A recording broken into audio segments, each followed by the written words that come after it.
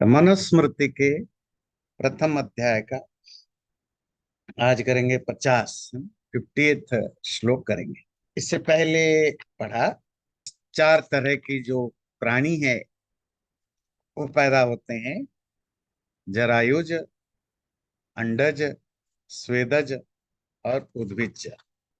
उद्भिज प्राणी हैं अर्थात जो प्लांट्स ट्रीज वगैरह है उनमें भी ज्ञान होता है, पर अंतः संज्ञा इंटरनली होती है और बहुत लोग उसमें रहता है।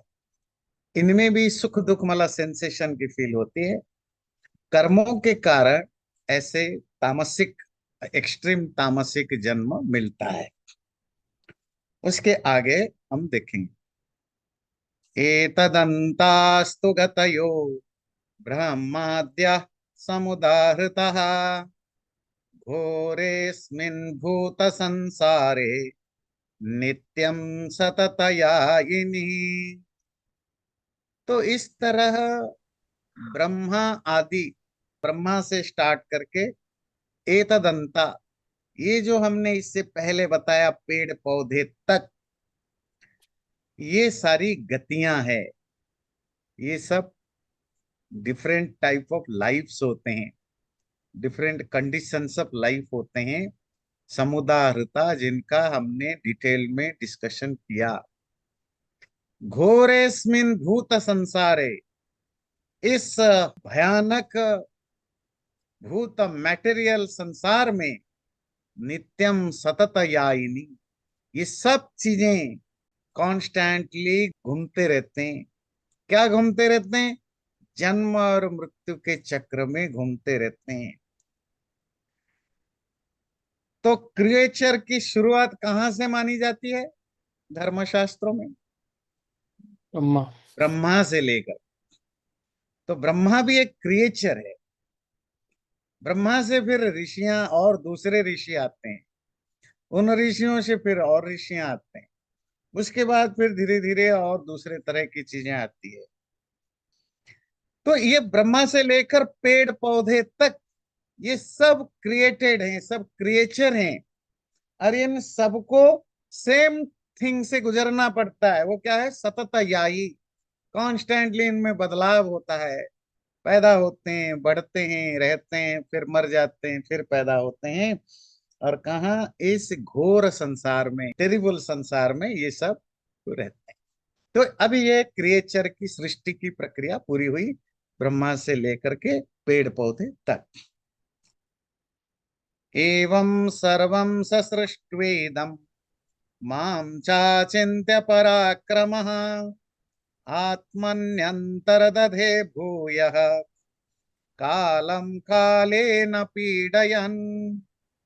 तो वो जो अचिंत्य पराक्रम, जिसकी ताकत, शक्ति अचिंत्य है, इनकंसीवेबल है, जिसको सोचा भी नहीं जा सकता, इतना ज्यादा ताकत वाले उस परमात्मा ने एवं सर्वम सृष्टवा इदम, ये सब कुछ को पैदा करके, माम च इंक्लूडिंग मी कौन हो? मनु, जो मानव जाति का पहला वो है।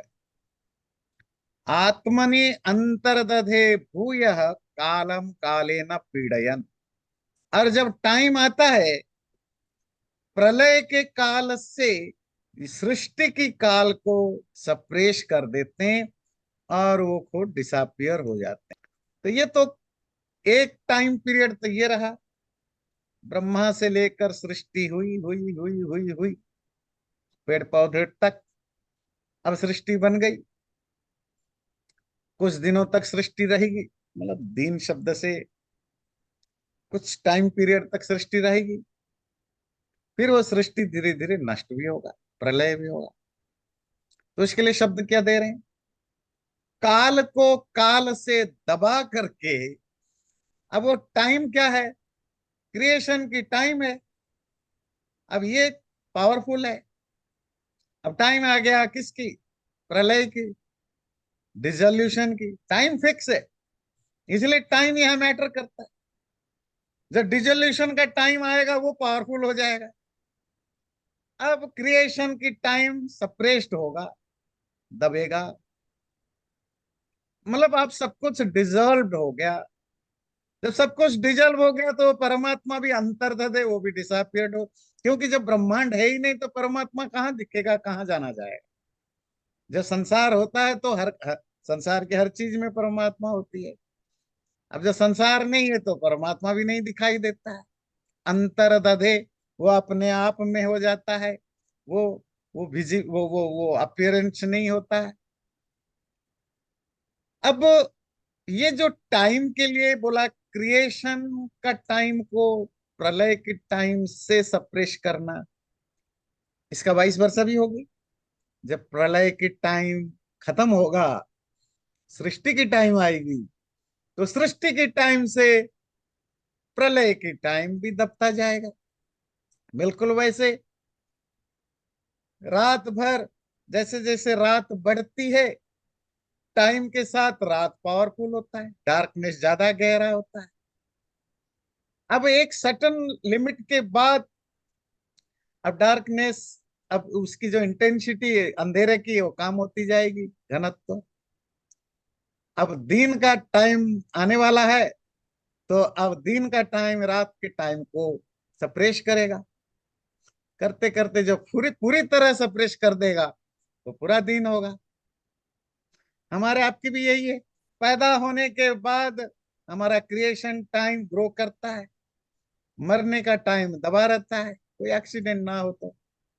हम बचपन में आते हैं, जवानी में आते हैं, full of enthusiasm, full of power, full of ego, full of life, सब कुछ फुल रहता है। अब जब पूरी तरह फुल हो गया, अब टाइम आया जी आपको, अब हो गया टाइम, एंजॉय कर लिया, 40 का हो गया, 50 का हो गया। अब अब गिरने का टाइम है, फॉल डाउन का। अब बॉडी में सिम्टम आने लगेंगे। मतलब है कि अब जो उगते सूरज का जो पावर था, अब वो कमजोर होने लगा। अब ढलते उम्र का पावर बढ़ने लगा, ढलाने वाली। और जो ढलने ढलाने वाली पावर 100% डोमिनेट कर जाए, तो फिर हम खत्म हो जाते हैं, नष्ट हो जाते हैं। तो ऐसा नहीं है कि वो कोई रैंडमली होता है। आप कहेंगे टाइम को क्यों जोड़ते हो, क्योंकि हर चीज टाइम से चलता है। आपकी आयु टाइम से है, 100 ईयर्स अबाउट, कोई एक्सीडेंट ना हो। यूनिवर्स का टाइम फिक्स है, सोलर सिस्टम का टाइम फिक्स है, सबके टाइम फिक्स है। जब टाइम आता है, दिन और रात की भी टाइम फिक्स है ना। महीनों का भी टाइम फिक्स है, उत्तरायण दक्षिणायन का भी टाइम फिक्स है। तो सब उस टाइम फ्रेम में चलते हैं। इसीलिए हमारे यहाँ जो सबसे बड़ा टाइम यूनिट है, उसको क्या कहते हैं? ब्रह्म वर्ष। ब्रह्म वर्ष सबसे बड़ा टाइम यूनिट है ना, ब्रह्मा से स्टार्ट होती है। और सबसे छोटा टाइम यूनिट क्या है? शायद टाइम मिलेगा तो आज ही पढ़ेंगे, निमेश। तो इस श्लोक का सिर्फ इतना भाव है, सृष्टि हुई, क्रिएशन हुआ, संसार बढ़ता गया, फिर जब टाइम आ जाएगा प्रलय का, फिर प्रलय का टाइम हेवी हो जाएगा, फिर धीरे धीरे नष्ट होगा। हम बातचीत में हम बोलते हैं ना, भाई टाइम खराब चल रहा है, टाइम अच्छा चल रहा है। फिर जब लड़ाई झगड़ा होती है, कहते भाई हर कुत्ते का एक दिन टाइम आता है, आज तुम्हारा दिन है, आज मेरा दिन नहीं है ना। जिस दिन आप हम हार रहे होते हैं, तो ये टाइम का खेल है जी, है ना, टाइम का खेल है। अगला श्लोक देखते हैं। यदा सदैव जागर्ति तदेवं चेष्टते जगत्, यदा स्वपिति शांतात्मा तदा सर्वं निमीलते। तो इसी सृष्टि और प्रलय, अर्थात the state of creation and state of dissolution को एक मेटाफोर में यूज किया जाता है, अलंकार की भाषा में, है ना, रेटोरिक वे में। क्या? जब वो देवता जागा हुआ होता है, तब पूरी दुनिया चेष्टते, एक्टिव होता है, फंक्शन करता है। यदा स्वपिति शांतात्मा, जब वो शांत आत्मा, काम माइंड स्वपिति सो जाता है, तदा सर्वम निमिलति, तब सब कुछ वैनिश हो जाता है, नष्ट हो जाता है। सृष्टि होना मेटाफोरिकली कहते हैं मानो देव की जागृति है, अवेकनिंग स्टेट ऑफ देवता। देवता का क्या अर्थ हम बात करेंगे। प्रलय होना मानो जो स्लीपिंग टाइम ऑफ देवता। तो पौराणिकों में, मतलब पौराणिक में इसलिए कि पुराणों में कहानियों की स्टाइल में बात होती है। ये जो ब्रह्म वर्ष आदि की हम चर्चा करते हैं, ब्रह्मरात्रि, ब्रह्मरात्रि मतलब स्टेट ऑफ प्रलय, ब्रह्म दिन मतलब स्टेट ऑफ क्रिएशन। तो कहते हैं ब्रह्मरात्रि मानो ब्रह्मा सो गए तो प्रलय हो गया, ब्रह्मा जाग गए तो सृष्टि हुई। मतलब हर हर बात को कहने की, आप उसको फिलोसफिकल कहेंगे, आप इसको लॉजिकली कहेंगे, आप इसको आम लोगों की भाषा में कहेंगे, आप इसको माइथोलॉजिकली भी तो कह सकते। तो माइथोलॉजिकली कहेंगे कि ब्रह्मा सो जाते हैं तो प्रलय है, ब्रह्मा जाग जाते हैं तो सृष्टि है। तो देव, वो प्रकृति भी देवता हो सकती है। जो देव शब्द इन्होंने मनुस्मृति में डिफाइन नहीं किया, वो देव किसको कह रहे। जब प्रकृति शांत हो जाती है, स्वपिति सो जाती है, डॉर्मेंट स्टेज में चली जाती है, तो सब कुछ प्रलय में आ जाता है। जब प्रकृति जग उठती है, प्रकृति देवता है ना, तो सब कुछ सृष्टि हरी भरी हो जाती है। या अगर परमात्मा के साथ भी अर्थ जोड़े तो भी समझ सकते हैं। जब परमात्मा की सृष्टि प्रक्रिया का समय होता है, तब हम कहते हैं मानो परमात्मा की जगी हुई स्टेट है। पर it's a mythological way to say, और मेटाफोरिक वे टू से। तो वो देवता जब जगी होती है तो सृष्टि हरी बनी रहती, चल एक्टिव होती है। जो स्वप्न होता है, तो आप इसको जागना और सोना, सृष्टि और प्रलय, इन दोनों को कनेक्ट करने के लिए ये मेटाफोरिकल श्लोक है। तस्मिन् सपिति तु स्वस्थे कर्मात्मानः शरीरिणः स्वकर्मभ्यो निवर्तन्ते मनश्च ग्लानिमृच्छति। तस्मिन् स्वस्थे तु स्वपिति, वो देवता स्वस्थ हो जाए, वो अपने आप में ही एस्टैब्लिश हो जाए, स्वपिति सो जाए, इनएक्टिव हो जाए, तो जो भी शरीरी, याद है ना, शरीरी एम्बॉडेड, देह वाले जीवात्माएं, अर्थात ब्रह्मा से लेकर के पेड़ पौधे तक। अब आपको समझ में आना ना, एम्बॉडेड में ब्रह्मा से लेकर पेड़ पौधे तक। ये ये वाली लाइन याद रखिए जब भी आप क्रिएचर की, प्राणी की बात करें। तो ब्रह्मा से लेकर के पेड़ पौधे तक जितनी भी शरीरी है, एम्बॉडेड बीइंग है, जिनका नेचर है काम करना, टू डू समथिंग, वो सब स्वकर्मभ्यो निवर्तन्ते, अपने अपने कर्मों से रिटायर्ड हो जाते हैं। अर्थात उनकी फंक्शन होना बंद कर, एक्टिविटी होना बंद हो जाती है। मनश्च ग्लानिमृच्छति, या माइंड भी बिकम इनर्ट, माइंड भी एक्शनलेस या कर्महीन हो जाता है। युगपत्तु प्रलीयन्ते यदा तस्मिन् महात्मनि, तदायं सर्वभूतात्मा सुखम स्वपिति निर्वृत्तः। तो जब सब कुछ उस महात्मा, महतत्व भी हो सकता है, प्रकृति भी, परमात्मा भी, उसमें युगपत एक ही साथ सब प्रलीयन्ते, सब ऑब्जर्व्ड हो जाते हैं, सब घुल मिल जाते हैं। कब? प्रलय की स्थिति में। देखिए ये प्रलीयते और प्रलय, ये बना प्राउपसर्ग ली धातु। ली धातु का मतलब टू हाइड, छुप जाना, डिसअपियर हो जाना। इसी से बना प्रलय, इसी से बना प्रलीन, इसी से बना लय, इसी से बना लीन, इन्हीं शब्दों से। तो जब वो लीन हो जाते हैं, उसमें अब्सर्व्ड हो जाते हैं, तदायम सर्वभूतात्मा सुखम स्वपिति निवृत्तः। उस समय ये जो ग्रेट सोल है, वो बिल्कुल चुपचाप पड़ा रहता है, सब कामों से हटा करके काम ली पड़ा रहता है। तो ये तीन चार श्लोक उस प्रलय स्टेट को अलग अलग एंगल से बता रहा है, कहीं मेटाफोरिकली, कहीं माइथोलॉजिकली। और सेंस है, प्रलय की अवस्था में नथिंग वर्क्स, कुछ भी काम नहीं करता। परमात्मा का भी कुछ नहीं काम होता है, वो भी शांत रहता है। क्यों? कुछ हो ही नहीं रहा है तो क्या? स्टेट ऑफ प्रलय है, छुट्टी का दिन है ना। कुछ करना नहीं है। तो मतलब everything is in dormant stage, कुछ नहीं फंक्शन करता। प्रकृति से लेकर के प्राणी तक कोई भी फंक्शन नहीं करता। तमोयम तो समाश्रित्य चिरं तिष्ठति स इंद्रियः, न च स्वं कुरुते कर्म तदोत्क्रामति मूर्तितः। अब ये तो हुआ इससे पहले पूरे ब्रह्मांड की प्रलय स्थिति। अब जीवात्मा की कैसी बनती है?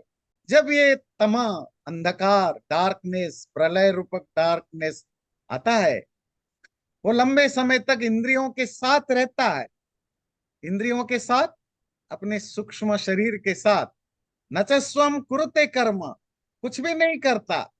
तदा उत्क्रामति मूर्तितः, और वो उस शरीर से, मूर्ति कहते हैं बॉडी ना, मूर्ति से निकल जाता है, डिपार्ट्स कर जाता है। दो तीन शब्द इसमें है जो ध्यान देना।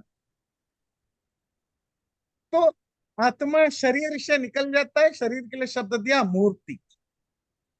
मूर्ति, आजकल हम जब मूर्ति कहते हैं हमें सिर्फ एक ही चीज दिखता है, जो भगवान की जो मूर्ति मंदिरों में होती है। पर मूर्ति की लिटरेरी मीनिंग है एनी, एनी बॉडी, कोई भी बॉडी है। जैसे पेड़ की एक बड़ी है, वो मतलब शरीर है, वो भी मूर्ति है। मूर्ति जो भी, जिसको भी आप देख सकते हो, या जो सॉलिड चीज में है उसको मूर्ति कहते हैं। तो हमारा शरीर भी एक मूर्ति है, और ये शरीर से वो बाहर निकल जाता है। कब? इंद्रियों के साथ निकल जाता है, कोई कर्म नहीं करता। आप में से ज्यादातर पुराने हैं, आपको पता है जो डेथ के समय की क्या प्रोसीजर है। और जो एक आधा नए लोग हैं उनकी जानकारी के लिए, जिसको हम डेथ कहते हैं, तो सिर्फ ये जो फिजिकल बॉडी है यही छूट जाता है, आत्मा से सेपरेट होता है। बाकी आत्मा के साथ एज ए व्हीकल, वाहन, एक शरीर जाता है, एक अनदर बॉडी, वो आत्मा के साथ जाता है, जिसको कहते हैं सूक्ष्म शरीर। वो बहुत सारे चीजों का कॉम्बिनेशन है। उसमें इंद्रियां हैं, मन है, बुद्धि है। और मन जिसमें आपकी सारी जो वासनाएं हैं, वासना समझते हैं, जो सबकॉन्शियस मेमोरीज, अब आपकी पास्ट एक्सपीरियंस या पास्ट कर्माज, उन सबकी जो जो स्टोर्ड है, जो आपके माइंड में, ये सब एक एज ए व्हीकल, एक वाहन के तरह आत्मा के साथ रहते हैं। वही आत्मा की कैरियर बनते हैं, एक शरीर से दूसरे शरीर तक जाना, दूसरे से तीसरे शरीर के तक जाना। इवन प्रलय काल में भी वो सूक्ष्म शरीर, सेंद्रिय जो शब्द दिया, इंद्रियों के साथ वो बने रहते हैं। तो शरीर मरने के बाद इंद्रियां, मन, बुद्धि वगैरह शरीर के साथ नहीं रहते, वो आत्मा के साथ रहते, क्योंकि ये आत्मा के परमानेंट नौकर चाकर है। तो उनके जो बड़े पापा हैं, चक्रवर्ती सम्राट, उन्होंने दे रखा है, भाई देखो तुम राजकुमार हो, प्रिंस हो, तुम कहीं भी जाओ, that's okay, you have the freedom, but हम तुम्हें अकेले कहीं छोड़ेंगे नहीं। तुम्हें कुछ करना धरना नहीं है, तुम्हारे साथ हम परमानेंट नौकर चाकर है ना, वो जो रसोईया, खाना बनाने वाला, गाड़ी धोने वाला, दासी दास, सब साथ में जान रहेंगे।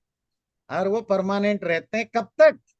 जब तक राजकुमार वापस अपने बाप को राजभवन में ना पहुंच जाए। राजभवन समझते, परमात्मा में ना मिल जाए, तब तक तो बाप को डर है भाई, मेरा बेटा अकेला रॉयल फैमिली का है, प्रिंस से कैसे जिएगा। तो शरीर में रहो न रहो, कहीं भी रहो, नौकर चाकर आपके साथ रहेंगे। यदाणु मात्रिको भूत्वा बीजं स्थाणु चरिष्णु च समाविशति संसृष्ट तदा मूर्ति विमुंचति। तो जो शरीर से आत्मा निकलती है, ये प्रलय की बात नहीं, डेथ एंड बर्थ की आत्मा की डिस्क्रिप्शन है। संसार की मृत्यु तो प्रलय काल में होता है। आत्मा तो हर प्राणी की अलग अलग, कोई 1 साल में मरता है, कोई 6 साल में, कोई 100 साल में, हर एक के अलग अलग है शरीर का छूटना। तो जब ये आत्मा अणुमात्र को भूतवा, बहुत ही बहुत ही सटल मात्रा, जो सटल एलिमेंट्स होते हैं, जो सूक्ष्म महाभूत वाले, सूक्ष्म महाभूतों के साथ स्थाणु चरिष्णु च बीजम। स्थाणु कहते हैं जो इमोबाइल है, जिनमें मूवमेंट नहीं होता। चरिष्णु कहते हैं जो मूवेबल है, जिनमें मूवमेंट होता है।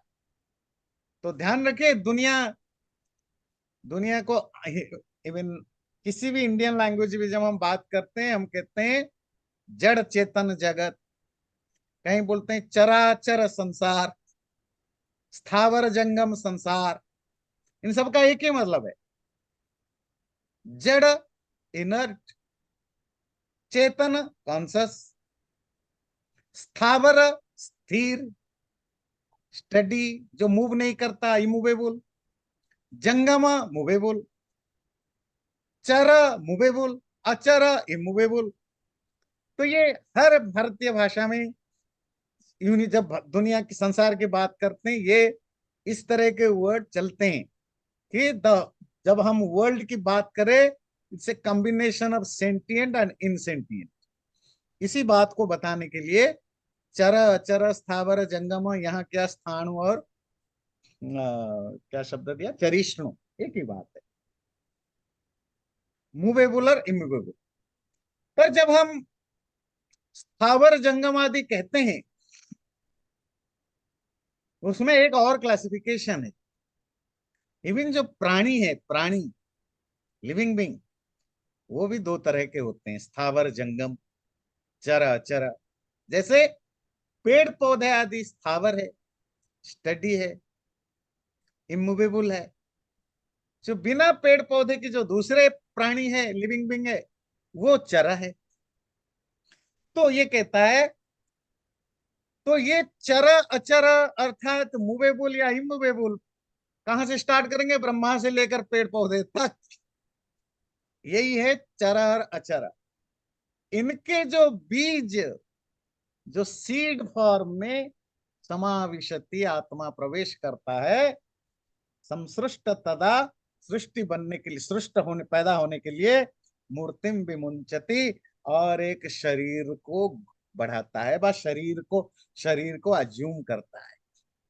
जब एक शरीर से छूटता है, कर्म वाला यहां नहीं दिया, अपने कर्मों के अनुसार फिर वो किसी पेड़ पौधे फैमिली का, या नॉन पेड़ पौधे मतलब जिनमें चलने फिरने की वो है, ऐसे किसी स्पीसीज में, कि बीज रूप में, बीज रूप, जो सटल भूत रूप में जो कंसीव होता है बच्चा, हमारे आप इंसानी बच्चों से आप समझिए, तो जो first day, first hour, first minute, first moment जो कंसेप्शन है, उस समय तो कोई चीज ग्रॉस फॉर्म में होता ही नहीं है। और उस मोमेंट को क्या 1 हफ्ते के बाद भी नहीं होता है, 1 महीने तक भी बड़ा मुश्किल से थोड़ा बहुत कुछ फॉर्म बनता होगा। अभी तो सब शटल रूप में बनता है। तो वो जो बिगिनिंग पॉइंट है शरीर का, उसको कहा बीज रूप, द सीड फॉर्म में प्रवेश करता है। फिर धीरे धीरे वो वहां से ग्रो करता है। और इंसान हो तो 9 महीने में, 8 महीने, 9 महीने, 10 महीने में बच्चा आता है, और बाकी अलग अलग प्राणियों में अलग अलग टाइम पीरियड पर आते हैं। एवं स जाग्रत स्वप्नाभ्यामिदं सर्वं चराचरं संजीवयति चाजस्रम प्रमापयति चाव्ययः। एवं इस तरह जागृत वेकिंग जगा हुआ, स्वप्न सोया हुआ स्लीपिंग, इन दोनों जगा हुआ सोया हुआ, अर्थात जगा हुआ मतलब क्रिएशन सृष्टि की अवस्था, सोया हुआ मतलब मरना या प्रलय की अवस्था के द्वारा ही इदम सर्वम चराचरम, ये सारा चर अचर, अगेन चर अचर, मूवेबल इनमूवेबल, स्थावर जंगम संसार करोड़ों बार अनगिनत बार संजीवयति, वो फिर जिंदा हो जाते हैं, बन जाते हैं। और प्रमापयति च अव्ययः, फिर या वो कॉन्स्टेंटली नष्ट हो जाते हैं, मार देते हैं, पैदा करते हैं और मार देते हैं। वो परमात्मा इस संसार को, संसार में रहने वाले प्राणियों को कभी जगे हुए स्टेट अर्थात स्टेट ऑफ क्रिएशन, कभी स्वप्नावस्था मतलब स्टेट ऑफ डिसोल्यूशन या डेथ, इन दोनों के चक्र में परमात्मा सबको संजीवयति, वाइटलाइज करता है, प्राण प्राण युक्त करता है, जीवित करता है, और प्रमापयति नष्ट भी करता है।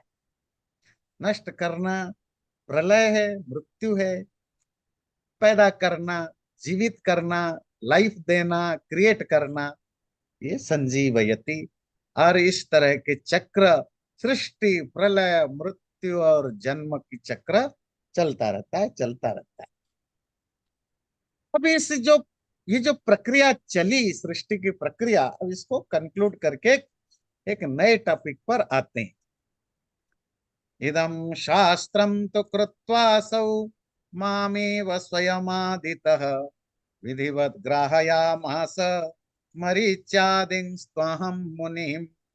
इदं शास्त्रम, ये जो शास्त्र, ये जो लॉ है, रूल से रेगुलेशन से, इन शास्त्रों को, ये रूल्स को, रेगुलेशन को या इंस्टीट्यूशन को उसने सबसे पहले बना करके मामेव स्वयं आदितः, सबसे पहले मुझे ही सिखाया, विधिवत पूरी पूरी सिस्टमेटिकली सिखाया, मनुष्य सृष्टि के आरंभ में विधिवत ग्राहया मास, मुझे ही रिसीव कराया या मुझे सिखाया।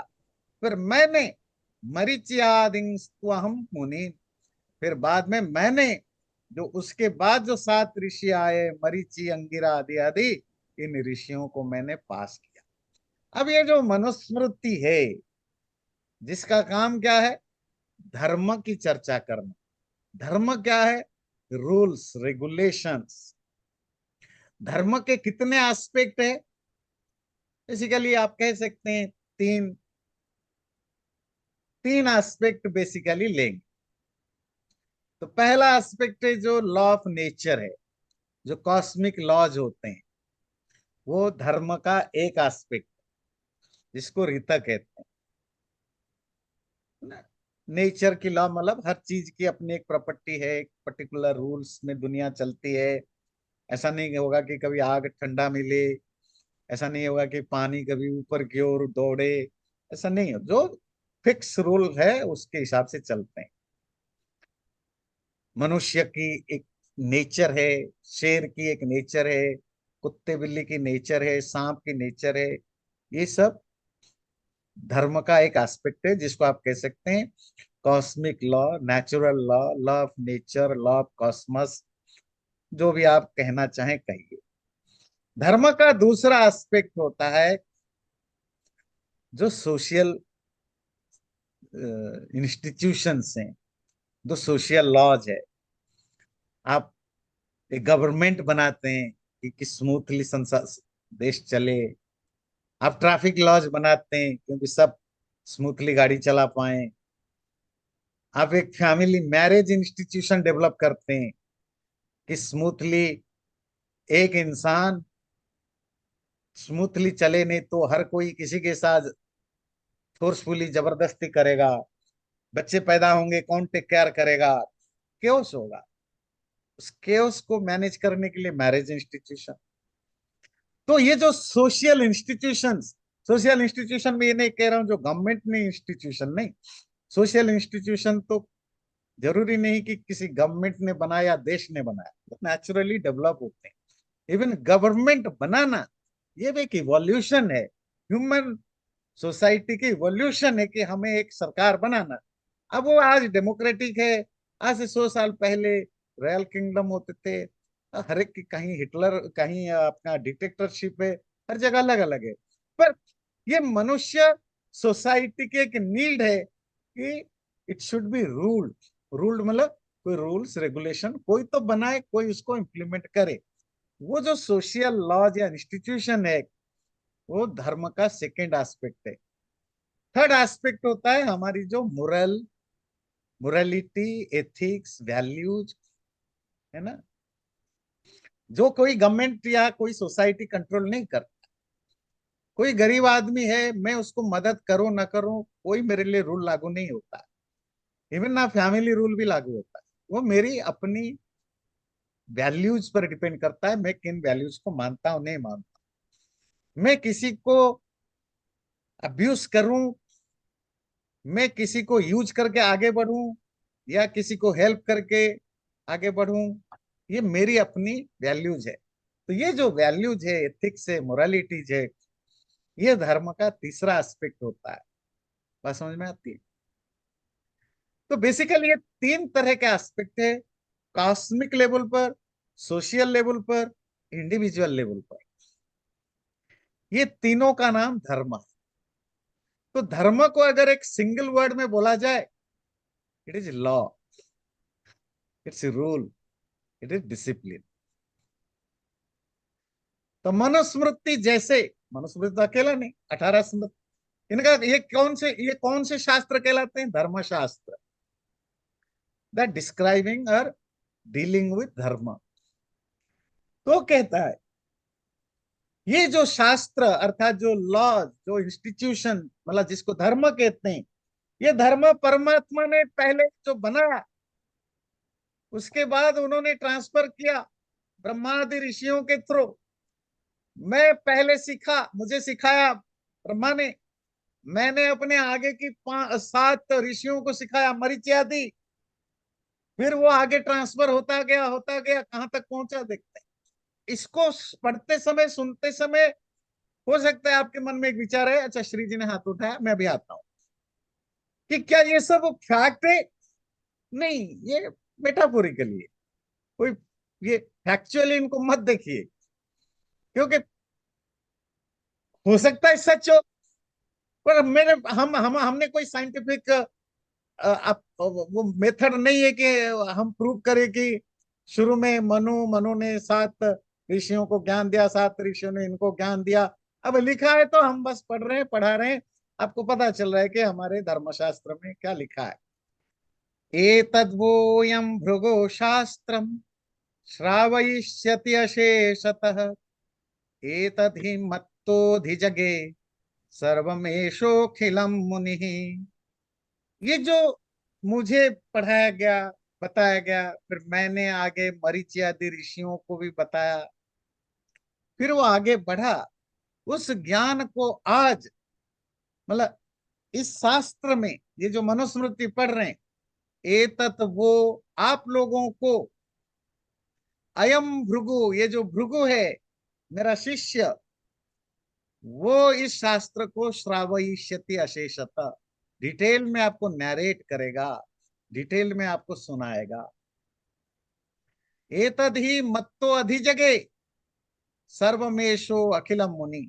और वो जो भृगु ऋषि है, उन्होंने ये मेरे से ही सब कुछ सीखा है, मैंने इनको ट्रेंड कर रखा है, सिखा रखा है, वो आपको बताएंगे। तो हमने इंट्रोडक्शन में पढ़ा था ना कि मनुस्मृति को पर यह आता है कि इसको मनु ने लिखा या भृगु ने लिखा, क्योंकि भृगु भी यहाँ एक स्पीकर है, मनु भी स्पीकर है। शुरुआत में भी भृगु का भी नाम आया था कि भृगु ने ऐसे कहा कि मनु महाराज को कुछ लोगों ने प्रश्न पूछा, तो मनु ने ये कहा, तो ये कुछ लोगों का मानना है कि वो मनुस्मृति जिसको हम बहुत ओल्डेस्ट मानते हैं, अब पता नहीं, वो तो अब मिलता नहीं है। ये जो मनुस्मृति शायद इसको उन्हीं के ही शिष्य भृगु ने लिखा और अपने गुरु के नाम पर लिखा, ऐसा ऐसा मत मान बैठिए। ऐसा कुछ स्कॉलर्स मानते हैं, क्योंकि भृगु को इसकी ओरेटर के रूप में, बताने वाले के रूप में मनु खुद उनको प्रेजेंट करते हैं। ततस्तथा सतेनोक्तो महर्षि मनुना भृगु तान अब्रवीत ऋषिन् सर्वान् प्रीतात्मा श्रूयतामिति। ततः उसके बाद तेन महर्षि मनुना प्रोक्तः, उस महर्षि मनु के द्वारा बताए जाने पर ऋषि भृगु ने तान ऋषिन् अब्रवीत, उन ऋषियों को ये बताया, प्रीतात्मा, बड़े खुश मन से, प्रसन्न मन से उन ऋषियों को उन्होंने बताया। क्या बताया? श्रूयतामिति। अब मेरी बात सुनिए, अब मैं बताने जा रहा हूं, मेरे प्रति ध्यान दीजिए और सुनिए। तो भृगु जी ने क्या बताया? स्वायंभुवस्यास्य मनु षड्वंश्याः मनवोपरे सृष्टवन्तः प्रजा स्व स्व महात्मानो महौजसः। इनको समझने पहले, श्लोक को समझने से पहले, जो हम टाइम यूनिट पढ़ रहे थे, तो एक पर्टिकुलर पीरियड ऑफ टाइम को मनवंतर कहते हैं, कि एक पर्टिकुलर मनु का वो प्रोजेनी की वो चलती है, फिर वो नष्ट हो जाता है। क्योंकि मनवंतर कितने हजार युगों में, अर्थात 72 महायुग, महायुग समझते हैं, 4 युग की एक यूनिट को एक महायुग कहते हैं। तो 72 महायुग केवल महायुग नहीं होता है, फिर उनमें संधि काल होता है, 10% निकालेंगे, एक सृष्टि एग्जिस्ट करती है, फिर प्रलय होता है, फिर जो नई सृष्टि होती है वो नया मनवंतर होता है। इस तरह 7 मनवंतर तक ये चलता है, फिर रिपीट होता है अगेन। टोटल 14 मनवंतर में एक कल्प होता है, रिमेंबर। तो 7 मनवंतर होते हैं, मतलब हर वो क्रिएशन में एक मनु का, एक मनु पैदा, मनु होता है जिसके नाम पर वो क्रिएशन चलता है, और वो 7 अलग अलग मनु होते हैं। तो 7 मनवंतरों का नाम अलग अलग है। अभी जो हमारा युग चल रहा है ना, ये 7वां मनवंतर है, 7th मनवंतर, जिसका नाम है वैवस्वत मनवंतर। अभी चल रहा है 28वां, 28th कलियुग, अर्थात 28 महायुग का लास्ट लास्ट युग चल रहा है। जो 28th कलियुग है, मतलब सत्य युग 28 हो चुका है, त्रेता हो चुका है, द्वापर हो चुका है। So this is now 28th कलियुग चल रहा है, पर अभी खत्म होने वाला नहीं है, डोंट वरी, अभी तो स्टार्टिंग पॉइंट है। वो बहुत सारे लोग कहते हैं ना, भाई अब आ गया टाइम सब बर्बाद होने का, अभी कुछ नहीं आया। हाँ, ये छोटे मोटे प्रलय होते रहेंगे, प्रलय बहुत, इसी मनुस्मृति में आप पढ़ेंगे, देर आर 100 टाइप ऑफ प्रलय, है ना। मतलब आपका राज्य भी डूब जाएगा, मालदीव कहते हैं कुछ सालों में डूब जाएगा, तो वो मालदीव एक प्रलय हुआ ना, नहीं, वो भी एक प्रलय है। कोई कंटिनेंट भी कभी डूब सकता है, पर वो भी एक प्रलय है, पर बाकी दुनिया तो बचेगी ना। और एक समय आएगा जब पृथ्वी में मोस्ट ऑफ कंटिनेंट शायद डूब जाए, पर कुछ कंटिनेंट बचे रहेंगे, वो भी एक प्रलय है। तो एक समय आएगा जब पूरी पूरी धरती ही नष्ट हो जाए, तो that is another type of प्रलय, but there will be another solar system, another things. तो प्रलय वेराइटीज होते हैं। तो वो जो 7 मनवंतर है, वो 7 मनुओं के नाम पर है। वो 7 मनु कौन है, उनका नाम देखिए। सबसे पहले है स्वयंभुव मनु। स्वयंभुव मनु से अपने ही खानदान के 6 और मनु हुए, टोटल 7 मनु। एक स्वयंभुव मनु, और स्वयंभुव मनु से अपने ही वंश के 6 मनु पैदा किया, जो कि महौजस, बहुत ही ग्रेट पावर वाले हैं। और उन्होंने अपनी अपनी प्रजाएं पैदा की, अर्थात हर मनु ने अपनी अपनी प्रोजेनी पैदा की। वो कौन है 7 मनु जिनके नाम पर मनवंतरों का नाम पड़ता है? स्वारोचिश्चोतमश्च तामसो रैवतस्तथा चाक्षुषश्च महातेजा विवस्वत सुतये च। स्वयंभुव मनु एक, फिर उनसे ये 6 दूसरे मनु आए, 6 मनु। स्वारोचिष, अगर संस्कृत में नहीं देख पा रहे हैं तो इंग्लिश में देखिए। स्वारोचिष मनु, उत्तम मनु, तामस मनु, रैवत मनु, चाक्षुष मनु। तो ये 7 मनु स्वयंभू पहला, स्वारोचिष, उत्तम, तामस, रैवत, चाक्षुष एंड वैवस्वत। अभी वैवस्वत चल रहा है 7वां मनु। जब ये 7वां मनवंतर खत्म होगा वैवस्वत, फिर शुरू होगा स्वारोचिष मनु। वैवस्वत से पहले जो मनवंतर था उसका नाम था चाक्षुष मनु। स्वयंभुवाद्यः सप्तैते मनवो भूरि तेजसः स्वे स्वे अंतरे सर्वमिद मुत्पाद्य पुश्चराचरम। ये जो स्वयंभुव आदि सप्त मनु, ये जो 7 मनु जो कि भूरि तेजस, जो जो ग्लोरियस हैं, एक्सट्रीमली ग्लोरियस हैं, अ, तो वो उन्होंने क्या किया? स्वे स्वे अंतरे, अपने अपने साइकिल में, साइकिल समझते हैं? वो जो क्रिएशन की साइकिल है, मनवंतर, 72 महायुगों की एक यूनिट, एक साइकिल है। अपने अपनी साइकिल में सर्वमिदम उत्पाद्य, इन सब कुछ को पैदा करके आपुः चराचरम, इस संसार को सस्टेन करते थे, पालते थे। हर मनु का एक साइकिल होता है। उस साइकिल में जो मनु आता है उसका एक टाइटल होता है उस मनु का, और 7 टाइटल में से कोई एक टाइटल होगा। जब हर मनु जो एक साइकिल में आता है तो उसका 2 ही काम है। क्या भी बताया? सर्वमिदम उत्पाद्य, सब कुछ को पैदा करना, और आपुष चराचर, और ये जो जड़, ये जो मूवेबल अनमूवेबल प्राणी है उनको पालन करना। तो ये मनु का काम है। इस तरह हमने 7 मनवंतरों को पढ़ा। अगले बार हम पढ़ेंगे जो टाइम यूनिट्स हम, मैंने इस पर तो बहुत प्रवचन भी दिया है, वो सत्संग में भी, क्लासेस में भी बहुत डिस्कशन किया है। वो टाइम यूनिट्स को डिटेल में पढ़ेंगे। वो स्टार्टिंग फ्रॉम निमेषा, जो सबसे छोटी यूनिट है, और सबसे बड़ा यूनिट है ब्रह्मवर्ष। वो हम अगले बार इसको बड़े डिटेल में ये टाइम यूनिट्स को पढ़ेंगे।